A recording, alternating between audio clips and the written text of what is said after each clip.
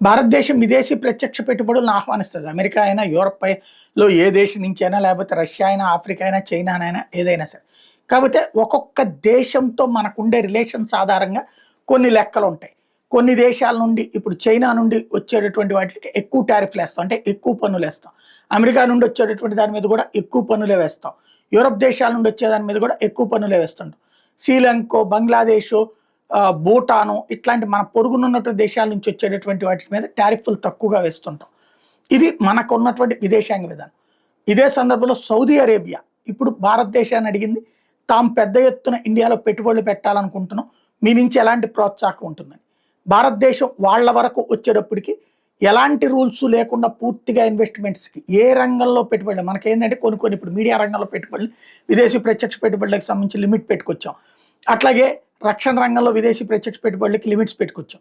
Saudi అరేబియాకి ఆ పోర్ట్ఫోలియోలో ఎలాంటి rules లేకుండా అనుమతి ఇవ్వడానికి నిర్ణయించుకుంది మోడీ సర్కార్, చర్చిస్తోంది ప్రస్తుతం.